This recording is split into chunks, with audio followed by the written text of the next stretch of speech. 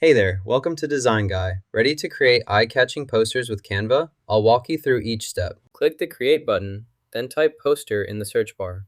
Select the Landscape Poster option for this demonstration.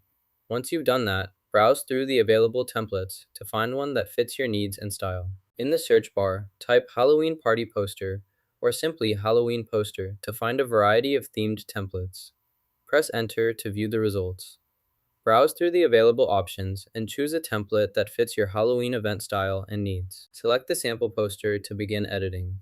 Click on the text to modify its content according to your needs. If you want to enhance the design, use the available tools to add effects. Experiment with different options until you're satisfied with the text and overall appearance. For this texture, we'll add an outline or glow effect. First, select the texture layer. Then, open the layer styles by double-clicking the layer. Choose either Outer Glow or Xstroke and adjust the settings. Click the Add Effect button, then select Glow from available options. You can also add elements to your project by clicking the Add Elements button in the toolbar. Go to the Position and Layer panel to access your elements. Click on the element you want to select. This allows you to adjust its placement, layers, or properties as needed for your project.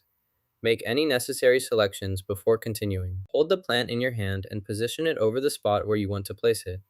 Make sure the marker appears, indicating that it's a valid location. While still holding the plant, use the selection tool to choose the specific plant. Confirm your choice before moving on to the next step. Next, move the object behind the others by right-clicking it and selecting Send to Back from the context menu options. After that, use the search bar to find and add other elements you want to include in your project. Start by selecting the class you want to create. Click Add Class and enter the class details. Confirm by clicking Save.